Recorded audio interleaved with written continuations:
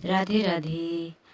वक्त का पलटवार आज की वीडियो में देखें कि जब एक बहू अपनी माँ की बातों में आकर सास ससुर को हल्के में लेती है तो वक्त ने कैसे पलटवार किया। सीमा बिटिया, उस घर में तू जरा चालाक रहना, समझदारी से काम लेना। तेरी सासू माँ बहुत चालाक है। अपने चालाकी से उसने दामाद जी को और तेरे ससुर को किस तरह से अपने बस में किया हुआ है। ऐसा ही चलता रहा तो तू उस घर में एक नौकरानी बन के रह जाएगी और तेरी सासू माँ उस घर में रानी बन के राज करती रहेगी। सीमा की माँ इस तरह से फोन पर सीमा को समझा रही थी। तभी बाहर से आवाज आई, बहू, बाथरूम में रखे हुए 2-3 दिन से कपड़े खराब हो रहे हैं, तुम कपड़ों को बाहर सूखने में डाल दो। सीमा अपनी सासू माँ की ये बातें सुनकर गुस्से से बोली, माँ जी, जब देखो आप चिल्लाती ही रहती हो, मुझे सिर्फ काम के अलावा और दूसरे के लिए आवाज़ नहीं देती। ये काम कर दो, वो काम कर दो। मेरे तो कपड़े पड़े हुए हैं, आपके तो नहीं है ना, वो होने दो, खराब हो जाएंगे तो मुझे जब टाइम मिलेगा तो मैं डाल दूंगी। सीमा बड़बड़ाते हुए बाहर निकली और बाथरूम की तरफ गई। एक एक करके कपड़ों को बाल्टी में भरने लगी और उसने बाहर ले जाकर कपड़ों को सूखने में डाला। और जब कमरे की तरफ गई तो उसे फिर से फ़ोन की घंटी सुनाई दी। वो अंदर कमरे में गई, देखी तो उसके माँ का फ़ोन ही बज रहा था। उसने फ़ोन उठाया, तभी सामने से माँ बोली कि क्या हुआ सीमा, तुम फ़ोन कट करके अचानक से बाहर क्यों चली गई थी। तब उसने कहा कि अरे मम्मी, क्या बताऊँ, ये मेरी सासू माँ ना जब देखो मेरे हाथ में फ़ोन देखती है तो कुछ न कुछ काम इनको निकल ही जाता है। अभी बाथरूम में कपड़े पड़े हैं तो उसके लिए बोल रही थी कि जाके बाहर सुखा दो। ये हर वक्त मुझे काम काम काम बोलती रहती है। तब सीमा की माँ बोली, इसीलिए तो मैं तुझे समझाती हूँ, तू मेरी बात समझती ही नहीं है कि तू उस घर में सिर्फ एक नौकरानी बन के रह जाएगी। तू अकेले क्यों नहीं हो जाती, अपने सास ससुर से अकेले हो जा। दामाद जी को समझा कि वो तुझे लेकर अकेले हो जाए या सास ससुर को कहीं और शिफ्ट कर दे। इस तरीके से हर रोज सीमा की माँ सीमा को भड़काया करती थी। सीमा की माँ ने कभी ये नहीं समझाया कि बेटी, तू अपने ससुराल में है तो अपने सास ससुर की इज्जत कर, अपने सास ससुर का मान सम्मान दे, अपने घर के काम कर। वैसे भी सीमा की सास कभी बैठती नहीं थी, पूरा दिन घर का काम करती रहती थी। लेकिन ये बात उसकी माँ और सीमा को कोई फर्क नहीं पड़ती थी कि उसकी सास भी काम करती है। वो तो हमेशा अपनी बेटी को भड़काती थी, एक भी अच्छे संस्कार नहीं देती थी। और अपनी माँ की बातों में आकर सीमा भी अपने सास को परेशान किया करती थी। आए दिन बात जवाब करती थी, जो मुंह में आता था वो अपनी सास को बोल दिया करती थी। लेकिन सीमा की सास सावित्री अपनी बहू से ज़्यादा जबान नहीं लड़ाती थी। उन्हें लगता था कि जब मैं झगड़ा करूंगी तो घर में मुसीबत पैदा होगी, मेरे पति और मेरा बेटा चेतन परेशान हो जाएंगे, मेरे बेटे का घर उजड़ जाएगा। ऐसा सोचकर सावित्री चुप रहा करती थी। एक दिन तो हद हो गई जब सीमा की माँ ने सीमा को समझाते हुए कहा कि अच्छा तू ये बता कि दामाद जी जो पैसे लाते हैं वो पैसा किसको देते हैं, जो उनको वेतन मिलती है वो तेरे हाथ में देते हैं कि अपनी माँ के हाथ में देते हैं। तब सीमा कहने लगी कि कहाँ मम्मी, मुझे तो बस थोड़े खर्च के लिए ही पैसे देते हैं और सारी वेतन ले जाकर अपनी माँ के हाथों में देते हैं। कहते हैं कि मेरी माँ ने मुझे इस मुकाम तक पहुँचाने के लिए बड़ी तकलीफें झेली है, उसने अपने सारे सपने मार दिए। उसकी माँ इतनी बातें सुनते ही कहने लगी कि सीमा, तेरे साथ तो उस घर में बड़ा अन्याय हो रहा है। तेरे पति के कमाई में सिर्फ और सिर्फ तेरा अधिकार है। तेरे ससुर जो कमाते हैं वो तो सावित्री को देते हैं, उस भी तेरी सास को खुशी नहीं मिलती, जो अपने बेटे की भी सारी वेतन हथिया लेती है। इस तरह से सीमा की माँ सीमा को भड़काया। सीमा फोन रखते ही आज उसका अलग ही मूड था, गुस्से से उसका सिर चढ़ा हुआ था। उसने आज कमरे में सारा सामान इधर उधर फैलाकर बैठी हुई थी, बाल बिखराए थे। ऐसा लग रहा था कि जैसे वो उसे किसी ने खाना नहीं दिया, मारा पीटा, इस तरह से हालात बनाकर कमरे में बैठी थी। चेतन आते ही पूछा कि अरे तुमने ये कमरे का क्या हालत बना के रखा है, क्या हुआ, आज फिर माँ से झगड़ा कर ली हो क्या। तब सीमा कहने लगी कि हाँ, रोज मैं ही झगड़ा करती हूँ, सारी गलती मेरी ही है, पूरा दिन घर का काम करती हूँ, उसके बाद भी आपकी माँ का मुंह शांत नहीं रहता। कभी भी मुझे 2 मिनट शांति से बैठने को नहीं मिलता। आपकी माँ पूरा दिन मेरे ऊपर चिल्लाती रहती है। अब बहुत हो गया चेतन, अपने माता पिता को कहीं और शिफ्ट करो कि हम मुझे कहीं और लेके चलो, नहीं तो मुझे मेरे मायके छोड़ दो। मैं अब ज़्यादा नहीं सह सकती। चेतन अपनी माँ का बहुत ही लाडला था, अपनी माँ की इज्जत करता था, लेकिन अपनी पत्नी की बातों में आकर बोला, ठीक है तुम शांत हो जाओ, हम लोग कहीं और शिफ्ट हो जाएंगे, माता पिता को यहीं पर रहने देते हैं। इस तरह से बातें सुनकर सीमा देवी बहुत खुश हो गई। उसके सपने पूरे होते हुए नजर आए। चेतन सुबह उठकर बाहर चला गया और जब तक वो वापिस आया उसके पिताजी काम पर जा चुके थे। उसने माँ से बोला, माँ मैं कहीं और शिफ्ट होने जा रहा हूँ, मैंने रूम देख लिया है और हम अपना सामान भर के जा रहे हैं। माँ को इस बात से अंदाज़ा पहले से ही था, इसीलिए माँ को ज़्यादा आश्चर्य नहीं हुआ। माँ कहने लगी, बेटा तेरी जैसी मर्जी, अब तू बच्चा नहीं रहा, तू अपना भला बुरा सोच समझ सकता है। तुझे जो भी ज़रूरत की चीज़ें चाहिए तू यहाँ से उठा ले, ये सब कुछ तेरा ही तो है, मैं लेके कहाँ जाने वाली हूँ। इस तरह से सावित्री अपने बेटे को बोलते हुए अपने कमरे की तरफ बढ़ी। उनके दिल का दर्द उनकी आंखों में झलक आया। वो कमरे में जाके बैठ गई और चेतन और उसकी पत्नी अपना सारा सामान उठा उठाकर ट्रक में भेजने लगे। ट्रक भर गया। उसके बाद उन लोगों ने ट्रक के पीछे अपनी कार में बैठकर पीछे पीछे चल दिए। सावित्री इधर घर में अकेली रह गई, पति भी काम पर गए हुए थे। सावित्री इधर उधर देखकर बहुत दुखी हो रही थी। घर में चारों तरफ देख रही थी। उन्हें लग रहा था कि कल तक मेरी बहू का यहाँ सामान था, कल तक मेरे बेटे की यहाँ फ़ोटो थी। इन बातों को याद कर करके वो बहुत ज़्यादा रो रही थी। उनका दिल बहुत दुखी हो रहा था। इस तरह से उन्होंने सुबह से कुछ खाया पिया भी नहीं और अपने कमरे में जाकर पता नहीं कब उनकी आँख लग गई। शाम हुई तो केशव जी घर पर आए और आते ही उन्होंने आवाज़ दिया, कोई है घर पे? घर इतना खाली खाली और सूना क्यों लग रहा है? जब कोई आवाज़ नहीं आई तब केशव जी अपने कमरे में गए, देखे कि चेतन की माँ पड़ी हुई थी। उन्होंने देखा कि उनको तेज बुखार था। वो बोले, क्या हुआ, तुम्हारी तबीयत ठीक नहीं है और घर इतना खाली क्यों है? बेटा अभी तक आया नहीं क्या? बहू कहाँ है? तब सावित्री उठ के बैठते हुए बोली, कुछ नहीं जी, आप ज़्यादा चिंता मत करना, बेटा दूसरी जगह रहने गया है, बहू के कहने पर गया है, थोड़े दिन रहेगा फिर वापस चला आएगा, आप चिंता मत करना। सावित्री अपनी दर्द को छुपाते हुए इस तरह से अपने पति केशव जी से कहती हैं और उठ के खड़ी हो जाती हैं। बोलती है कि चलिए मैं कुछ खाने को बना देती हूँ। तब केशव जी बोले, नहीं तुम्हें अभी बुखार है, पहले तुम बुखार की दवाइयाँ ले लो, तुम्हारा थोड़ा शरीर ठीक हो जाएगा, तुमको आराम लगेगा, उसके बाद हम कुछ हल्का सा बना के खा लेते हैं। सावित्री ने दवाई लिया, उनका थोड़ा बुखार उतरा, तब उन दोनों ने थोड़ा सा कुछ हल्का खाना बनाया। केशव जी भी उनकी मदद किए और इसी तरह से दोनों लोग अपना धीरे धीरे जीवन यापन करने लगे। कुछ ही दिनों के बाद दिवाली आई। सबके घर में दिवाली की अच्छे से धूमधाम की तैयारी हो रही थी, लेकिन सावित्री जी को बिल्कुल अच्छा नहीं लग रहा था कि वो दिवाली किस तरीके से मनाएं। उनके घर की लक्ष्मी तो चली गई थी और उनका बेटा भी नहीं था, वो किसके साथ दिवाली मनाएं, क्या करें। वो दिन भर कुछ उन्होंने किया नहीं। जब शाम हुई तो एक दीपक जलाकर उन्होंने आंगन में रख दिया। रीत रिवाज को उन्होंने छोड़ा नहीं, रिवाज पूरा करने के लिए एक दिया जला दिया। ऐसे ही 3-4 दिन बीते कि दिवाली के कुछ ही दिन बीते हुए थे कि उनको एक अज्ञात महिला का फ़ोन आता है और वो कहने लगी कि आप दादी बनने वाली हैं। तब सावित्री जी बोली कि आप कौन बोल रही हैं, कहाँ से बोल रही हैं, पहले अपना परिचय दीजिए। तब उन्होंने कहा कि जहाँ आपका बेटा और आपकी बहू रहती है, मैं उस मकान की मालकिन बोल रही हूँ। आपका बेटा किसी काम से बाहर गया हुआ है। चेतन इंजीनियर था, जिस कंपनी में वो काम करता था वो कंपनी उसे अक्सर ऑफिस के काम से ही देश विदेश भेजा करती थी। ये बातें चेतन की माँ को अच्छी तरह से पता थी। चेतन की माँ ने कहा कि आप जल्दी से हॉस्पिटल का पता बताइए, किस हॉस्पिटल में मेरी बहू एडमिट है। तब वो मकान मालकिन बोली कि आपकी बहू आशीर्वाद हॉस्पिटल में है, हम सब साथ में ही हैं, आप जल्दी से हॉस्पिटल आ जाइए।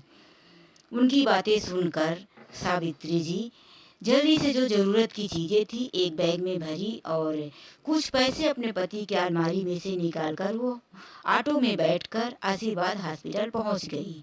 वहां पहुंचते उन्होंने एक सिस्टर से पूछा कि यहाँ पर मेरी बहू एडमिट है, मेरे बेटे का चेतन नाम है, तो आप बताइए ज़रा कि मेरी बहू कहाँ पर है। चेतन नाम सुनते ही मकान मालकिन भी वहाँ पर आ गई और बोली कि आप चेतन की माँ है क्या। तब सावित्री जी बोली हाँ। तब उन्होंने कहा मैंने ही आपको फ़ोन किया था, चलिए मैं बताती हूँ कि आपकी बहू कहाँ है। इतना कहकर वो लेकर आई और कहने लगी कि वो जो सामने ऑपरेशन थिएटर दिख रहा है वहाँ पर आपकी बहू को लेकर गए हैं। उन दोनों की बातें हो ही रही थी, तब अंदर से एक नर्स आई और बोलने लगी कि सीमा के साथ कौन है, उसका कोई रिश्तेदार है क्या। तब सीमा की सास सिस्टर की तरफ बढ़ते हुए बोली कि हाँ मैं हूँ, मैं सीमा की सास हूँ, बोलिए क्या करना है। तब उन्होंने कहा कि पेशेंट का जल्दी से जल्दी ऑपरेशन करना है, पेपर है जो साइन करना है और कुछ पैसे जमा करने हैं, तो आप पहले साइन कर दीजिए, फिर 40,000 रुपये आप जमा करवा दीजिए। तब सीमा की सास कहने लगी कि देखिए मेरे पास अभी से 20,000 रुपये है, ये पैसे मैं जमा करवा रही हूँ, आप ऑपरेशन की तैयारी कीजिए, मैं जल्दी ही बाकी का पैसे मंगा कर आपको देती हूँ। इस तरह से सावित्री जी ने पेपर पर साइन किया और 20,000 रुपये भी जमा करवाए और अपने पति के केशव जी को फ़ोन किया कि ये बातें हैं, आप जल्दी से हॉस्पिटल आ जाइए और पैसा भी लेकर आइए। थोड़ी ही देर में केशव जी बाकी के पैसे लेकर हॉस्पिटल पहुंच गए। थोड़ा ही टाइम हुआ था, ऑपरेशन होने की कुछ ही टाइम के बाद एक नर्स बाहर आई और बोली बधाई हो, आपकी बहू को बेटी हुई है। सावित्री जी बहुत खुश थी, बाहर बैठी हुई थी। कुछ टाइम के बाद उन्होंने बच्ची को बाहर लाकर सावित्री जी को दिखाया। सावित्री जी ने बच्ची को देखते हुए बहुत खुशी हुई और अपने पति केशव जी की तरफ इशारा किया। तब उनके पति ने 500 की नोट निकाला और नर्स के हाथ में रखते हुए कहा कि ये मेरी तरफ से मिठाई के लिए है, आप सब मिठाइयाँ मंगवाएं और अपना मुंह मीठा कीजिए। इस तरह से नर्स ने बच्ची को दिखाया और अंदर लेकर चली गई। वहीं पर सावित्री जी और उनके पति दोनों वहीं पर बैठे थे। कुछ ही टाइम के बाद ऑपरेशन रूम से सीमा को भी बाहर ले जाया गया। वहाँ पर जाते हुए सावित्री जी ने देखा कि सीमा बेहोश है और उनके साथ में बच्ची भी को भी लेके जा रहे हैं। एक वार्ड में लेके गए और वहाँ पर माँ बेटी दोनों को लेटा दिए। तब सावित्री जी बोली कि नर्स क्या हम दो लोग अपनी बहू से मिल सकते हैं। बोले ठीक है, अभी आप उन्हें हाथ मत लगाइएगा, हिलाना डुलाना मत, उनसे होश आने पर ही उनसे बात होगी, हाँ आप लोग बच्ची को देख सकते हैं। इतना बोलने पर सावित्री जी वहाँ पर गई और अपनी बहू के पास ही उनके होश आने का वेट करती रही, बैठी रही। उनके कभी सिर पर हाथ रखती तो कभी बालों को संभालती, कभी बच्ची के सिर पर हाथ रखती। सावित्री जी बहुत खुश थी। इसी तरह से सारी रात बीत गई और केशव जी बाहर बैठे हुए थे। वो भी बार बार आके यही पूछते थे बहू को होश आया क्या। जब सुबह होने को आया तो 1-2 घंटे बाद तो बहू को होश आया। तब उसने देखा कि उसकी सासू माँ पास में ही बैठी हैं। सीमा को होश आते देख सावित्री जी बोली हाँ हाँ तुम उठना मत, तुमको अभी उठना और बोलना मना है। तब कुछ नर्स लोग आई और दर्द का इंजेक्शन वगैरह दिया, जो भी वहाँ का रूल्स था उन्होंने पूरा किया। सीमा लेटी हुई थी, ऑपरेशन का दर्द हो रहा होगा सीमा को, इस तरह से वो लेटी थी। सासू माँ बच्ची के पास बैठी थी। इसी तरह से सुबह हो गई। केशव जी अंदर आए और बोले कि तुम जाओ घर पे, तुम कल रात से कुछ खाई भी नहीं हो, तुमने मुंह में पानी भी नहीं डाला है, मैं यहाँ बहू के पास बैठता हूँ और ध्यान रखता हूँ, तुम जाओ अपने लिए और बहू के लिए भी कुछ थोड़ा सा खाना लेके आना। केशव जी के कहने पर सावित्री जी उनको कुछ बातें समझाकर चली गई और केशव जी भी बाहर चले गए। तब वहीं दूसरे बेड पर एक और महिला पड़ी थी। तब उन्होंने कहा कि आपकी मम्मी है ये जो अभी घर पे गई हैं। तब सीमा ने कहा नहीं, ये मेरे सास ससुर हैं। तब उसने कहा कि आपकी सास है, हो ही नहीं सकता, क्या ऐसी भी सास होती है? ये औरत सारी रात आपके सिर के पास ही बैठी रह गई। कभी आपके पैर में सहलाती थी, कभी आपके सिर में, कभी आपके बाल सहलाती तो कभी बच्चे को। ऐसा लग रहा था कि आप की माँ है। इतना तो एक माँ भी नहीं करती जितना आपकी सास कर रही थी। सारी रात इस औरत ने आंख भी नहीं बंद किया, इसने पलक भी नहीं झपकाया। ऐसी सास अगर दुनिया में और भी हो तो किसी की बहू को कोई तकलीफ ही ना हो। लगता है आप बड़ी नसीब वाली है जो भगवान ने आपको ऐसी सास दिया है। वो औरत इतना कह ही रही थी, तभी सीमा के ससुर हाथ में चाय लिए हुए अंदर आते और कहते, बेटा चाय पी ले। इतनी बातें सुनकर सीमा अपने दिल से बहुत क्रोधित हुई और अपने आप में बहुत गिल्टी फील करने लगी। सोचने लगी कि मेरे इतना करने के बाद भी मेरे सास ससुर मेरे साथ इतना अच्छा व्यवहार कर रहे हैं। वो इन बातों को सोच ही रही थी, तभी उसे हल्की हल्की आवाज़ भी सुनाई दी कि उसके ससुर बाजी वाली औरत से कह रहे थे कि बहन जी, आप थोड़ा सा मेरी बहू को उठने में मदद कीजिए तो मेरी बहू चाय पी ले। और सीमा का ध्यान टूटा जब वो औरत ने सीमा को हाथ लगाया और उठा के बैठाया। सीमा के ससुर उस औरत के हाथ में चाय देते हुए कहा कि आप मेरी बहू को चाय पिला दीजिए। सीमा बहुत ज़्यादा शर्मिंदा थी अपने किए हुए पर। सीमा चाय पी ही रही थी और थोड़ा टाइम हुआ कि उसकी सास भी आ गई। बहुत ही जल्दी वो अंदर आई और बोली, बहू मैं जल्दी जल्दी में जो मुझसे बना वो मैं लेके आई हूँ। लो, मैं एक हल्की सी पतली सी खिचड़ी बना कर लाई हूँ। और अपनी बहू को बैठाकर खुद अपने हाथों से खिचड़ी खिलाने लगी और पूछने लगी कि अब तुम्हें कोई दर्द तो नहीं है, कोई तकलीफ होगी तो तुम बताना, मैं नर्स को बुला के लाऊंगी। इस तरह से सीमा की सास सीमा को बोले जा रही थी। अब तक सीमा के माता पिता नहीं आए थे। सीमा सोच रही थी कि आखिर मम्मी पापा को खबर तो गया, लेकिन वो लोग आए क्यों नहीं। सीमा इतना सोच ही रही थी, तभी उसकी मम्मी अंदर आई, साथ में उसके पिताजी भी थे। सीमा ने माँ की तरफ देखा तो सीमा की माँ का चेहरा मुरझाया हुआ था, कुछ टेंशन में लग रही थी। पिताजी का भी कुछ ऐसा ही हाल था। सीमा के सास ने देखा कि सीमा के माता पिता आए हुए हैं, तब उसने कहा आइए आइए। और इस तरह से बोलते हुए सावित्री जी बोली, मैं थोड़ा बाहर का कुछ काम करके आती हूँ, आप लोग सीमा के पास बैठिए। सीमा के माँ पास जाते हुए बोली, क्या बताऊँ बेटी, नहीं आ पाए। तेरी भाभी ने बहुत परेशान करके रखा है, छोटी छोटी बातों पर झगड़ा करती है, हम लोगों को धमकी देती है कि कहीं और शिफ्ट हो जाओ, घर छोड़ दो, नहीं तो हम अलग हो जाएंगे। घर का कुछ काम करती नहीं है, बात बात पर पुलिस बुला लेती है, मायके चली गई है धमकी देकर कि अगर इसी तरह से कुछ किया तो सबको जेल भिजवा देगी। तेरा भाई भी बहुत दुखी रहता है। इतना सुनते ही सीमा उसी सोच में डूब गई जो उसने अपने सास ससुर के साथ किया था। उसको वही ख्याल आ गया कि वक्त का पलट मार, जो मेरी माँ ने मुझे सिखाया मैंने अपने सास ससुर के साथ किया, आज वक्त वही मेरी माँ के साथ कर रहा है। इतनी बातें चल ही रही थी कि थोड़े टाइम के बाद अंदर उसकी सासू माँ आते हुए नजर आई। तब सीमा की माँ चुप हो गई और दूसरी बातें करने लगी।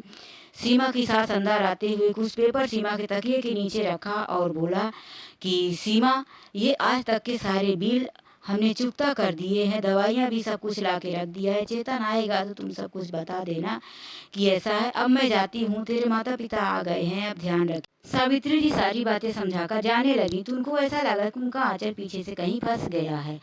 उन्होंने पीछे मुड़कर देखा कि तो सीमा उनका आंचल थामे हुए थी। वो कहने लगी कि माँ, आप अकेले ही घर जा रही हैं, अपनी इस पागल बेटी को माफ़ नहीं करेंगी क्या? आपकी पोती अब किराए के मकान में ही जाएगी? तब सावित्री जी इतनी बातें सुनकर अपनी बहू का माथा चूमते हुए कहने लगे कि अरे मैंने तुझे कभी बहू समझा ही नहीं, तू तो मेरी बेटी है, मैं तुझसे कभी नाराज थी ही नहीं। क्यों नहीं? वहीं पर बैठ गई अपने बहू के पास।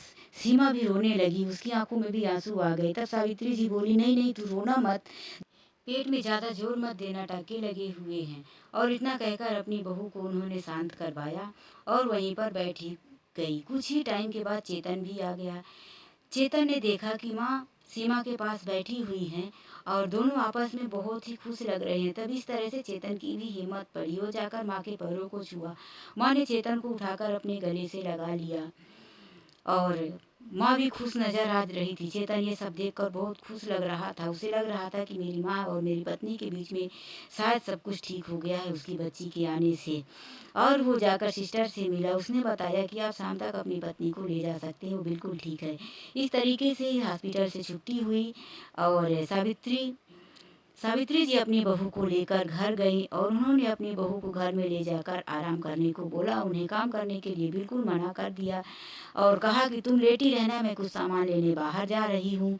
इस तरीके से वो बाहर का बहाना बनाकर घर से निकली नहीं। उनकी बहू के कमरे को बंद कर दिया और बाहर आंगन में रंगोली बना रही थी। कुछ टाइम हो गया, घर की लाइट जलती हुई देखकर आराम से सीमा उठी तो देखा कि बाहर सासू माँ रंगोली बना रही हैं।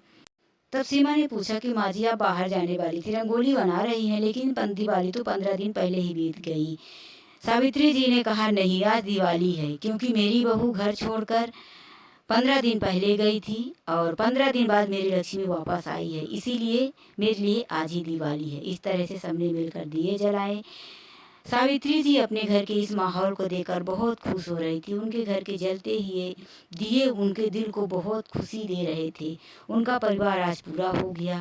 वीडियो पसंद आई हो तो लाइक कमेंट्स करना, चैनल में नए हैं तो सब्सक्राइब करना। राधे राधे।